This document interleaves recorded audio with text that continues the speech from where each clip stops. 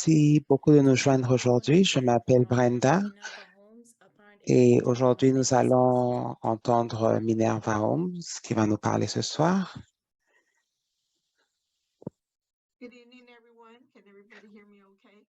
Bonsoir tout le monde. Est-ce que tout le monde peut m'entendre?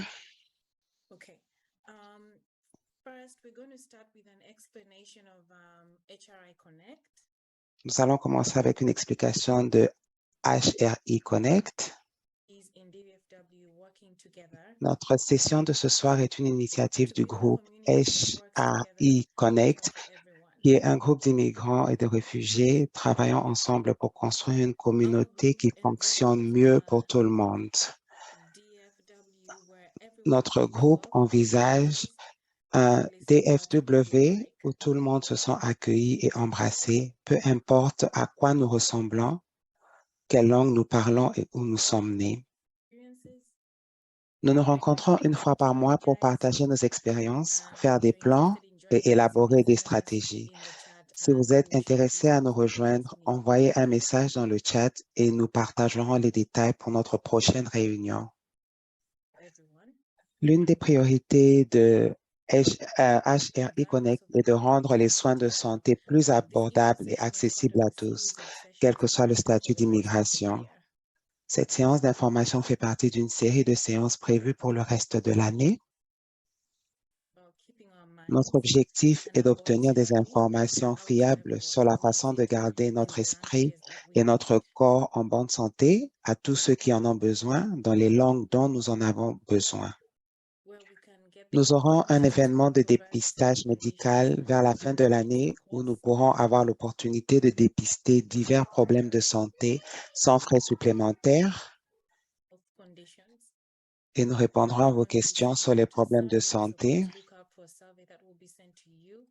Veuillez être à l'affût d'un sondage qui vous sera envoyé à ce sujet. Nous apprécierons grandement vos commentaires. Et maintenant, j'aimerais profiter de l'occasion pour souhaiter la bienvenue à Minerva. Minerva, vous êtes la bienvenue et à vous. Merci beaucoup. Bonsoir à tous. Merci de m'avoir invité. J'espère que ce sera une présentation qui va nous permettre de bien comprendre comment nous pouvons être de meilleurs parents et comment nous pouvons bien comprendre notre système de famille. Nous pouvons commencer. Sorry, I'm getting the slides up right now. Just one moment. Okay. Well, I'll tell you a little bit of this presentation is coming from one of 12 classes that is a series. Cette présentation vient d'une partie de 12 séries que nous faisons. Généralement, nous commençons avec les individus et cette présentation est par rapport au système de famille, système familial. Et c'est la présentation qui a été choisie par HRI. Je pense que tout le monde peut voir la présentation.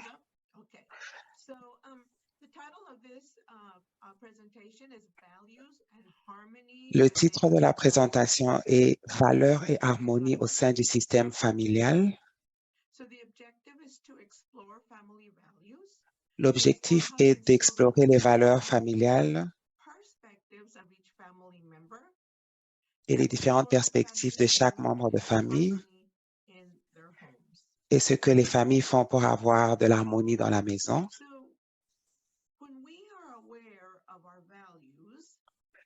Lorsque nous sommes conscients de nos valeurs, c'est alors que nous pouvons avoir des perspectives individuelles.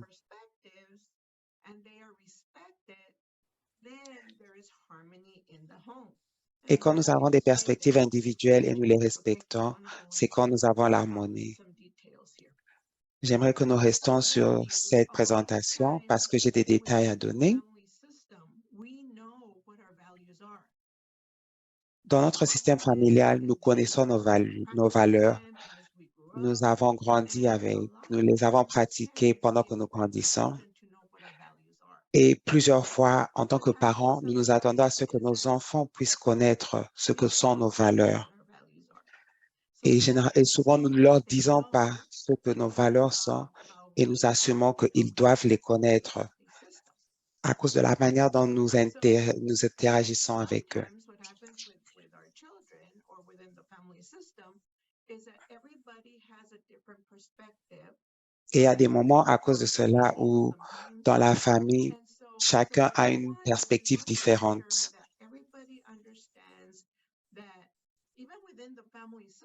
Et nous voulons nous assurer que tout le monde puisse comprendre que même dans le système familial, nous pouvons avoir des valeurs différentes. Et au lieu de clasher par rapport à ça, nous devons être capables de comprendre les uns les autres et essayer de comprendre pourquoi mon enfant pense comme ça au lieu d'une autre manière ou de la manière où je pense. So then what I like to do with families is I like for us to identify our values. Okay. Et ce que j'aimerais que nous puissions faire comme famille, c'est identifier nos valeurs. Donc, quelles sont les valeurs auxquelles vos familles croient?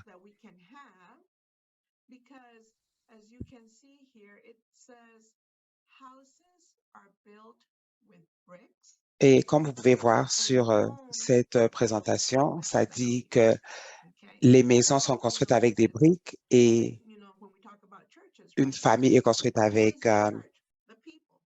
des valeurs.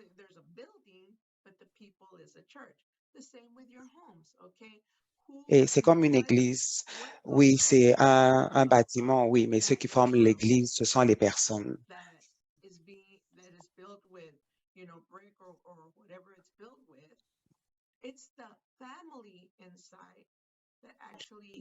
Et même si la maison est construite avec des briques, c'est la famille qui vit dans la maison, qui construit, qui fait le chez moi.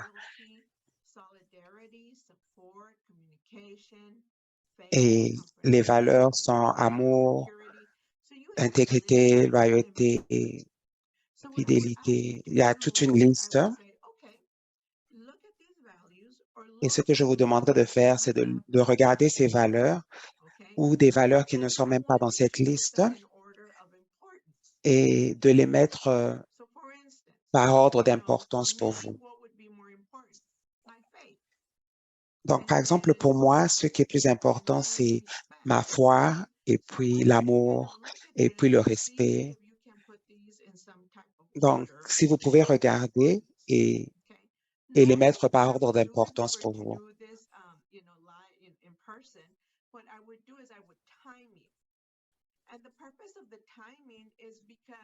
Généralement, quand nous le faisons en présentiel, je mettrai une minuterie parce que je me dis que si vous connaissez vos valeurs, vous pouvez les dire rapidement.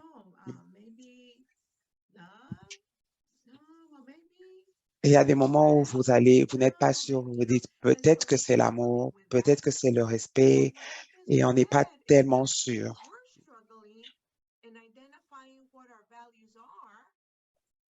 Et si nous avons des difficultés à savoir quelles sont nos valeurs, nos enfants aussi auront des problèmes à comprendre nos valeurs.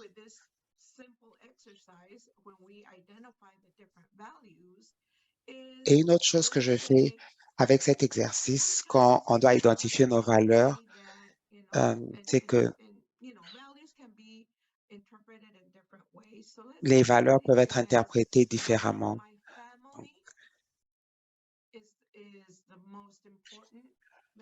Donc, quelqu'un peut dire que la famille est la valeur la plus importante. Généralement, ce sont les mamans qui pensent comme ça. Et des fois, les papas, ce sera plus le travail.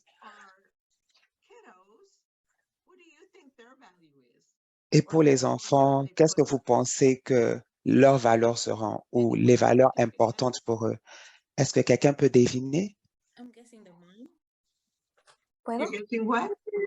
The mom? The mom? Mhm. Well, that would be wonderful, wouldn't it? Je devine que ça peut être la maman. Oh, ce serait fantastique, non? Mais généralement, avec les enfants, c'est les amis. Unless, Brenda, yes, unless we are are very well connected and very well rooted, À right? moins que nous soyons connectés et liés à nos familles, nous faisons beaucoup de choses ensemble, nous célébrons ensemble. Et là, la connexion est forte. And this is just an example I'm giving, okay? So let's say, okay, let's just say that as a mom, my value is faith. Okay? And Disons juste que, par exemple, comme maman, ma valeur, c'est la foi. Pour mon mari, c'est le travail. Pour les enfants, c'est les amis. J'aimerais que vous puissiez comprendre de cette façon. Donc, si je dis que ma valeur, c'est la foi, j'aimerais que mes enfants aient des amis qui pourront participer avec eux à des activités à l'église le dimanche. Et pour mon mari, il a peut-être l'occasion de travailler, de faire des heures supplémentaires. Bon, c'est une bonne chose parce que c'est une bonne opportunité pour elle, c'est beaucoup plus d'argent. Mais les enfants ne veulent pas partir à l'église et ils disent, est-ce qu'on peut rester à la maison? Et des fois, quand on voit ces valeurs, on a tendance à ne pas bien les interpréter et nous nous disons, peut-être que j'aurais dû m'asseoir avec mon mari et mon fils pour savoir si c'est bien, si c'est OK pour eux d'aller à cette activité au lieu de leur dire, oui, il faut partir à l'église. Parce que peut-être ce n'est pas aussi important pour lui ou pour mes enfants. Et nous commençons à nous faire des idées dans notre esprit qui ne sont pas correctes.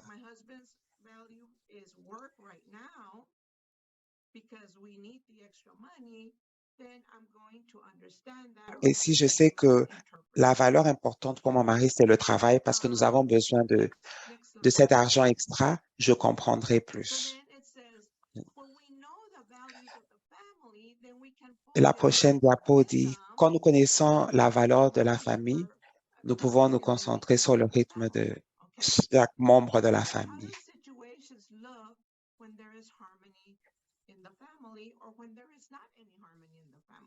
Et à quoi ressemblent les situations lorsqu'il y a harmonie dans la famille ou lorsqu'il n'y a pas harmonie?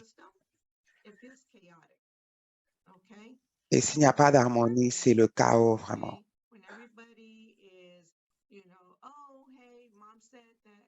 Et quand il y a l'harmonie, quand maman demande, est-ce que ça vous intéresserait de participer à l'événement multiculturel? Et l'enfant est capable de dire, non, maman, je suis invité à une fête, mais on peut aller pour quelque temps. Donc, quand on peut avoir ce dialogue dans la famille, c'est ça qui crée l'harmonie. Parce qu'on respecte les perspectives de chacun et les valeurs de chacun. Okay. La prochaine diapo.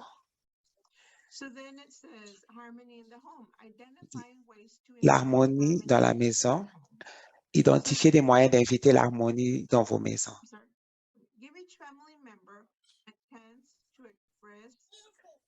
Il faut donner à chaque membre de la famille une chance de s'exprimer.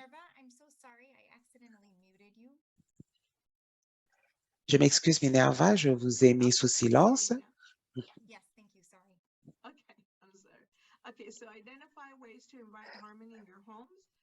Donc, identifiez des moyens d'inviter l'harmonie dans vos maisons.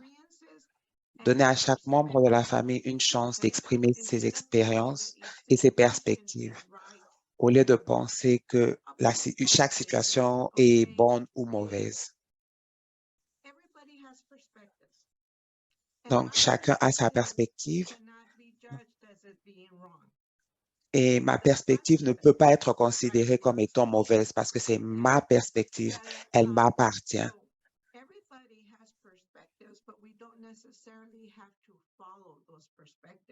Donc, chacun a ses perspectives, mais nous ne devons pas nécessairement suivre les perspectives de chacun, mais nous devons être capables de leur donner une voix, de les laisser parler et de dire, oui, oui, je t'entends, dis-moi plus. Et ce qui va en résulter, c'est que ce sera une narrative basée sur les expériences de chacun.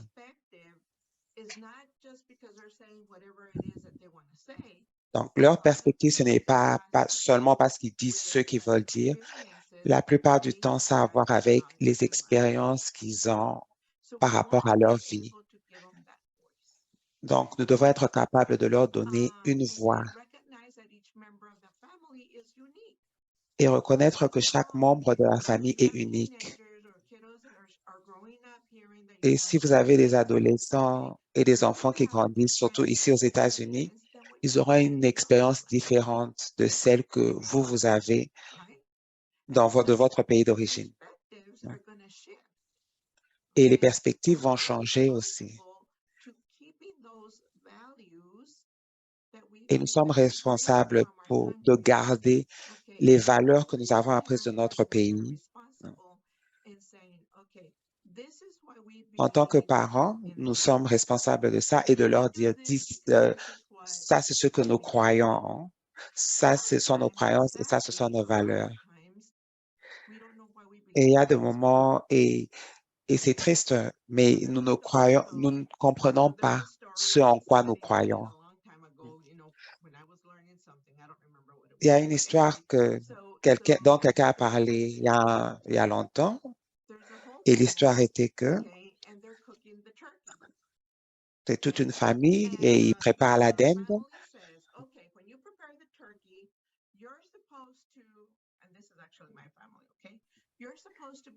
Et la famille dit, quand on prépare la dinde, on est supposé la mettre dans l'alcool, la tequila, le jus d'ananas et tout. Et maintenant, ma fille qui grandit, je lui dis, quand on prépare la dinde, tu dois mettre la tequila, le jus d'ananas. Et mes filles me demandent, mais qu'est-ce que la tequila fait? Quel est l'effet de la tequila et quel est l'effet du jus d'ananas? Et je n'ai pas de réponse. Donc, ce que ça veut dire, c'est que nous répétons juste les histoires que nous avons apprises. Et c'est ça aussi nos valeurs. Ce sont nos valeurs, mais est-ce qu'elles sont basées sur nos expériences ou sur quelque chose que nous avons toujours entendu? Et maintenant, avec nos enfants, ils sont curieux, ils nous posent les questions. Et c'est quand nous pouvons donner notre perspective et c'est quand nous pouvons leur permettre de réfléchir et de dire, oh, c'est intéressant, mais je ne sais pas si je peux croire à ça. Et on peut leur demander, mais pourquoi tu n'y crois pas? Dis-moi plus. Et ils nous donnent leur perspective. Au lieu de, nous, les parents, nous disons, au lieu de dire juste non, non, ça, c'est ce que nous croyons dans notre famille.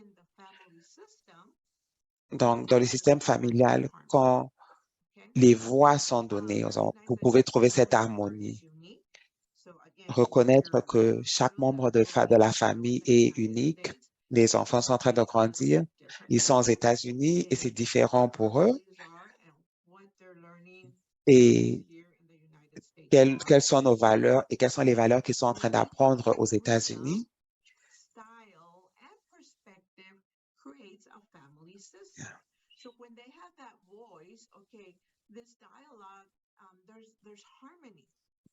Et une fois qu'ils ont cette voix, il y a l'harmonie parce qu'il n'y aura aucun jugement, il n'y aura aucune honte, il n'y aura pas de tu as raison, tu as tort, j'ai raison.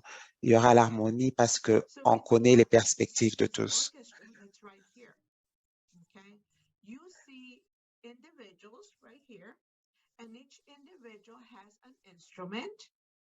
And each instrument plays a different tune. Okay. But when you dans l'harmonie, il y a différents instruments et chaque instrument joue à sa façon. Mais quand vous entendez tous les instruments ensemble en harmonie, qu'est-ce que vous entendez? C'est la musique. La prochaine diapo.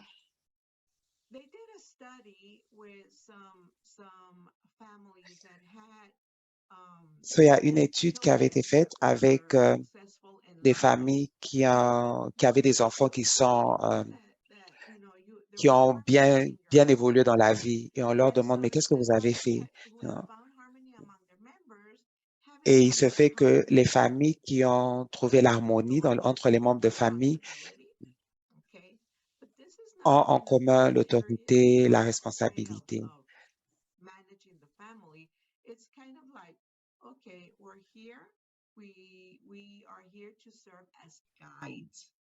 Donc, c'est une façon de servir de guide, parce que les enfants sont encore en train d'apprendre.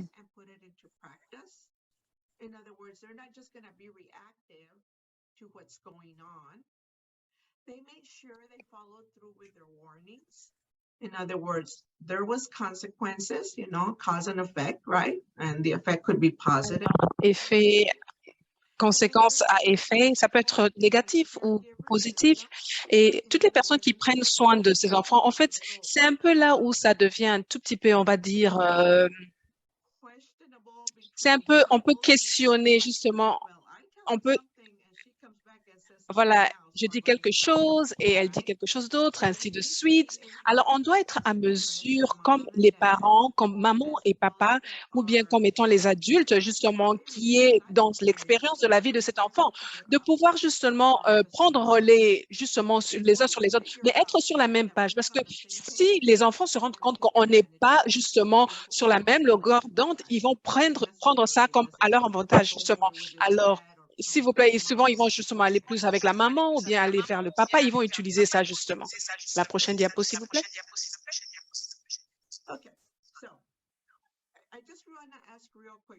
Je veux juste vous poser juste une question. Quelqu'un a une autre question si je veux aller plus en détail? Est-ce que vous avez une question par rapport? Je sais qu'on a un moment à la fin, mais des fois, il y a beaucoup d'informations. Alors, je vais juste vérifier si vous avez des questions en ce moment.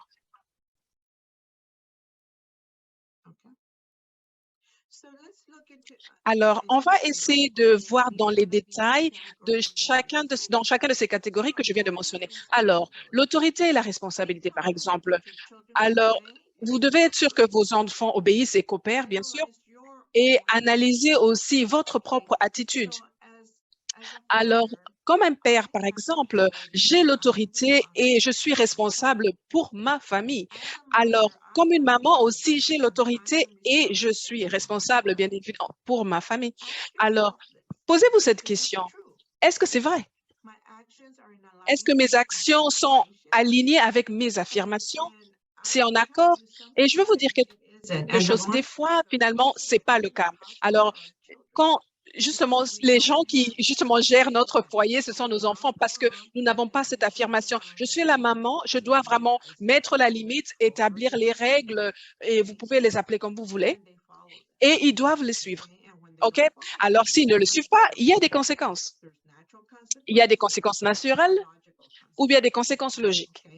Alors, les conséquences naturelles sont, par exemple, ça arrive naturellement, voilà, il tire, voilà, justement la queue du chat, le chat va griffer. C'est, par exemple, je pense à quand ce comportement qui tape son frère, par exemple, qu'est-ce que je veux faire, par exemple, avec ce comportement?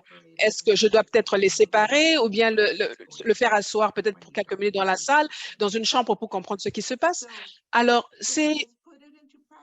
il faut vraiment le mettre en pratique et vraiment leur donner des directives. Il y a plusieurs fois, de façon répétitive, quand nous sommes, par exemple, l'une des choses que nous voulons faire et quand nous aimons être, par exemple, montrer que nous sommes, on va dire, l'autorité, nous sommes la maman, que nous gérons, voilà, que nous sommes le papa, nous avons le contrôle. Nous devons leur donner des directives. OK, ne faut pas aller juste aller comme ça, être superficiel ou bien acheter des crèmes glacées. Non, non. S'il vous plaît, donnez-leur des directives claires. Nous devons s'assurer qu'on va quitter le parking dans 5 minutes. Point à la ligne. On n'a pas besoin d'expliquer, on ne doit pas justifier. Vous ne devez pas faire rien de tout cela. Vous leur donnez juste des directives. Alors, le plus qu'on parle, le plus qu'ils vont justement pouvoir continuer à poser des questions, on va dire, en ping-pong. Alors, Victoria est dangereux. Quitte de cet arbre. Alors, si vous allez dans voilà, vous allez monter sur l'arbre, vous allez tomber, vous allez vous casser la jambe, alors on va vous emmener chez le docteur. Vous n'avez pas besoin de dire ça, juste direct, très court, précis et direct. Et si c'est nécessaire, par exemple, vous pouvez leur donner des conditions. Si vous avez fini, par exemple, vos devoirs, vous pouvez aller jouer dehors. Ou bien, si vous avez fini votre nourriture à table, vous pouvez avoir un dessert. Vous n'allez pas aller dehors jusqu'à ce que vous finissiez vos devoirs. Alors, en faisant ça, nous allons en train de causer une réaction. Ceux qui veulent entendre, ce que les enfants veulent entendre en premier, ils seront à mesure de faire ceux qui pensent que c'est tellement, ils sentent que c'est vraiment important et nécessaire pour eux, ou bien ceux qui veulent, ils veulent entendre oui avant et ensuite vous les redirigez. Alors, encore une fois de plus, quand vous avez fini avec tes devoirs, allez, alors, ça, c'est à l'envers. Laissez-moi rectifier de la façon la plus correcte. S'il vous plaît, vous prenez d'autres. Vous pouvez aller dehors quand vous aurez fini avec votre devoir. Alors, je lui dis, oui, vous allez y jouer, bien sûr, mais vous devez finir avec vos devoirs. Tu peux manger le dessert après que tu as fini à nettoyer ou essuyer la table. Entendre le oui avant, ils ne vont pas être réactifs à cela. La prochaine diapo, s'il vous plaît. Alors, créer un plan et le mettre en pratique. Plusieurs familles n'ont pas justement un plan disciplinaire qui sont effectifs. Nous avons tendance à essayer de pouvoir gérer les comportements difficiles ou bien les réponses qu'on reçoit des enfants au moment où ça intervient, où ça se passe. Mais souvent, c'est comme un exemple que je peux donner, c'est par exemple l'enfant qui arrive de l'école. J'ai 2 enfants, rapidement, ils vont devant la télévision, ils sont déjà devant la télévision. Ça fait même pas 5 minutes, au fait, qu'ils sont à la maison. Alors, l'une des choses que je fais, c'est, je suis déjà planifiée. Si je me rends compte que ça arrive souvent, que ça se répète, je vais avoir un plan parce que je sais qu'ils le font souvent, quotidiennement. Alors, ce que je veux leur dire, hey, écoutez les enfants, et je ne vais pas le dire quand et ça se fait, au fait, au moment où ça se produit. Je vais le faire peut-être après le dîner. Et vous savez quoi, les enfants? J'ai remarqué que la semaine passée, quand vous arrivez, vous allez tout droit vers la télévision et vous vous disputez par rapport à ce que vous allez suivre en premier. Ce qu'on va faire, on va faire une sorte de programmation. On peut le faire ensemble, si vous voulez, ou bien je vais vous proposer un horaire. Vous leur donnez l'opportunité. Alors, quand plusieurs familles n'ont pas justement un plan disciplinaire qui est effectif, alors certaines occasions, quand il y a un problème inattendu, les parents ne savent vraiment pas quoi faire. Ils sont vraiment, on va dire, nous sommes là en train de justement réagir au chaud et répondre justement à cette action. C'est un problème parce que finalement, c'est à ce moment que la plupart des parents et les enfants sont fâchés ou énervés ou bien ont peur.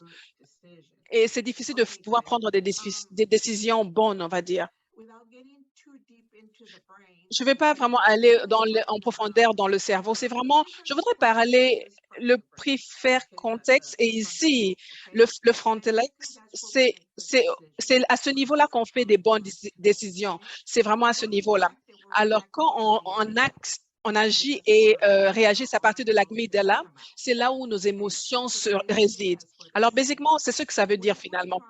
Quand nous essayons, par exemple, de rediriger où on n'a pas une planification, nous avons l'impression que nous partons vers l'amygdalite pour pouvoir réagir avec nos émotions. Et c'est là, par exemple, c'est là où, par exemple, nos relations sont détruites et sont vraiment, on va dire, endommagées parce que on va dire des choses quand on fonctionne à partir des amygdalas.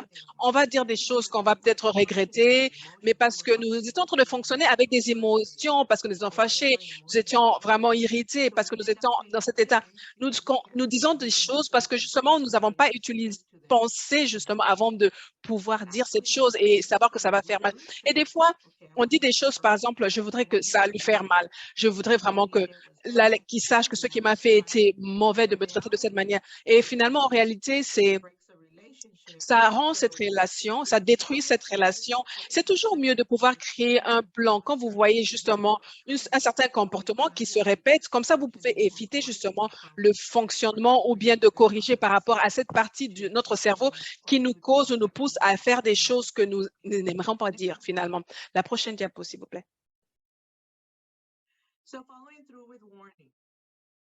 Alors, nous avons à suivre avec des avertissements.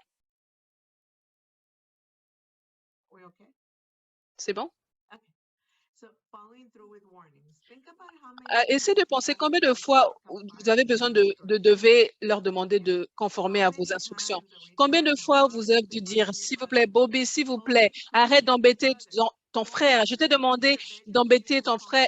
Dois-je t'envoyer dans la chambre pour que tu puisses te calmer? Laisse-le tranquille. Qu'est-ce qui se passe avec toi aujourd'hui? S'il te plaît, arrête, Bobby, ça suffit. Assez. La prochaine diapo, s'il vous plaît.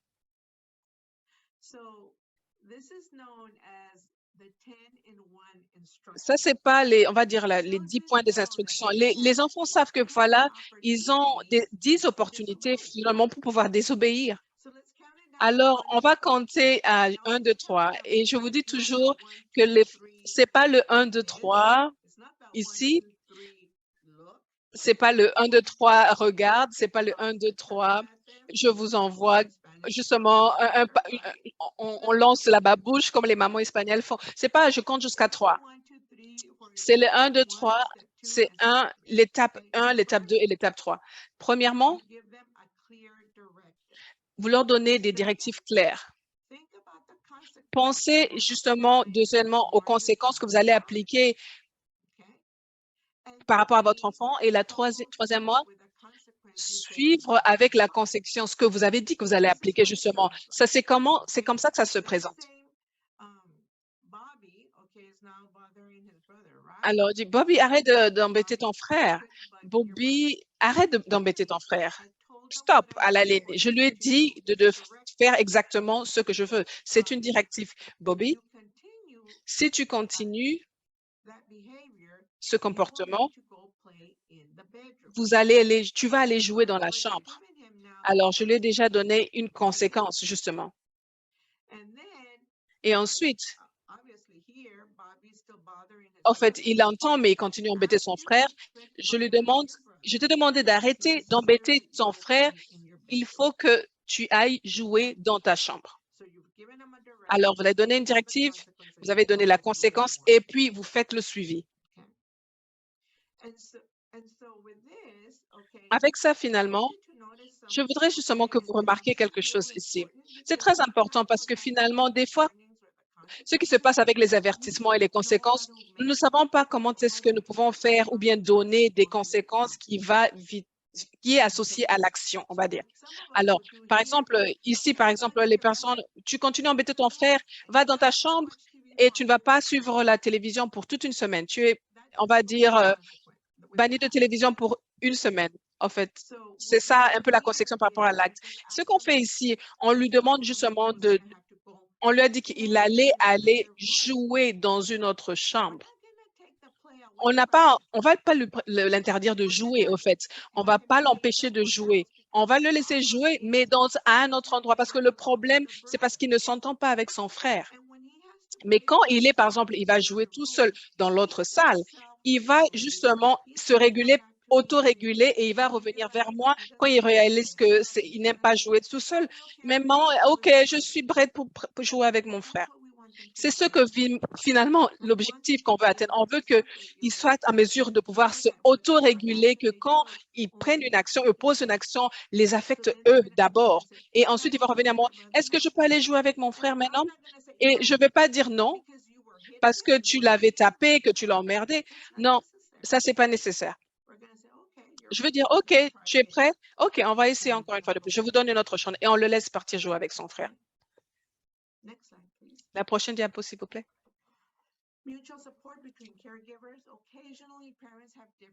Alors souvent, le soutien mutuel entre les personnels soignants. Parfois, les parents ont des différences entre la façon de gérer la mauvaise conduite.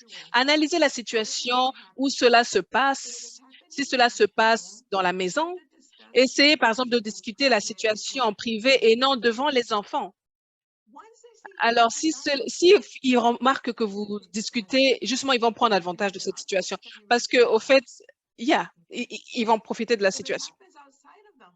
Si ça se passe en dehors de la maison, vous allez aller justement, si cela se passe à l'extérieur de la maison, vous et votre partenaire devez aller à l'écart et décider de mesures à prendre. Si l'enfant réagit, suivez la technique. Les enfants doivent observer que les deux parents ou les personnes qui prennent soin de l'eux sont sur la même onde. Quand vous prenez des décisions, quand vous allez justement vous soutenir, vous appuyer les uns des autres. Je vais vous donner un exemple. Victoria, nous allons aller à une fête familiale. Je dis à Victoria, ça c'est ma fille au fait.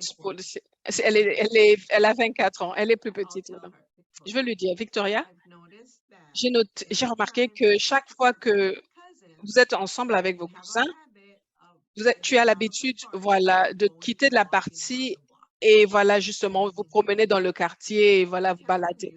Alors, je te demande, j'ai besoin que tu puisses justement rester dans la fête.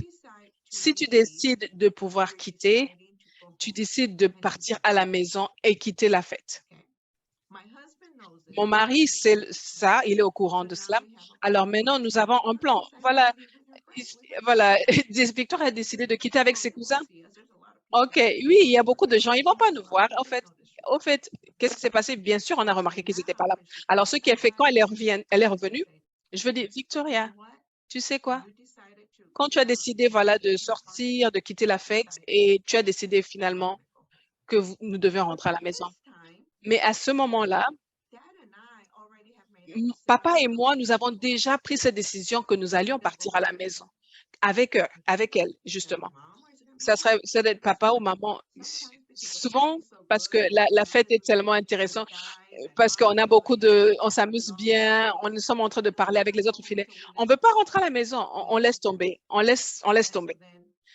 Alors, il n'y a pas de consistance, finalement, de pouvoir gérer justement ce comportement, parce qu'ils savent que, voilà, ils n'ont pas besoin de suivre nos directives. La prochaine diapo, s'il vous plaît.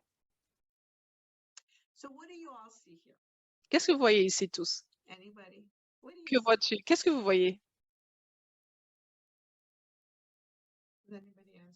Est-ce qu'il y a quelqu'un qui répond? C'est quelque chose que j'ai besoin d'une réponse, au moins une personne ou deux, s'il vous plaît. Comme ça peut marcher.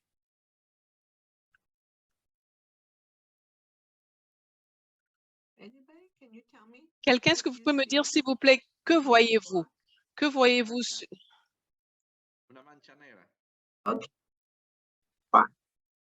A dark spot. Un point noir. Quelqu'un d'autre voit quelque chose à part un point noir?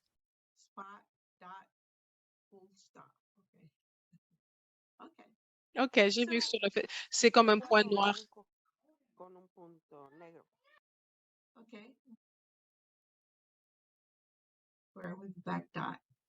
Donc, un carré avec un point noir. Pourquoi que nous focalisons sur justement le point noir? Et pourtant, il y a beaucoup d'espace blanc autour de lui. Pourquoi on se focalise sur cette tache noire qui est, au lieu de se focaliser sur ce grand espace? Parce que des fois, c'est comme ça que nous voyons les choses. Nous focalisons dans juste les mauvais comportements, ou tu as raison, j'ai tort. Ce sont les choses finalement, au lieu finalement de regarder justement la prochaine diapo, s'il vous plaît. Ou bien de voir la beauté du monde qui vous entoure, les différentes perspectives qui sont finalement dans notre vie quotidienne, au sein de notre famille, ou dans notre foyer, dans notre système. Quand nous essayons de voir justement ces perspectives et de voir, voilà, qu'est-ce qui vous donne cette perspective, quelle expérience vous donne cette perspective, essayons de pouvoir voir justement le monde, notre monde finalement, ces petits juste points noirs, justement, vous ne le remarquez pas plus parce que vous voyez la beauté de tout ce qui vous entoure justement dans notre système familial. En comprenant par exemple quelles sont nos valeurs et quelles sont les perspectives justement que nous avons et d'où ça vient, leur origine. That is it. C'est tout. Voilà, voilà, c'est ce que j'ai pour aujourd'hui. Any Merci Um, beaucoup, Minerva, d'avoir thank partagé you votre temps everyone avec for nous coming. aujourd'hui. Et We'll merci à tout send le monde a d'être copy of the venu. slides after the presentation. Nous enverrons une If copie you're des interested diapositives in après la joining with présentation. HRI Connect, Si vous êtes the link intéressé is going to à be nous in the chat joindre, box à rejoindre notre below for groupe, you. le Thank you lien so much sera for dans le joining chat. us today. Merci de nous Have a good avoir night. rejoints aujourd'hui et passez une bonne soirée.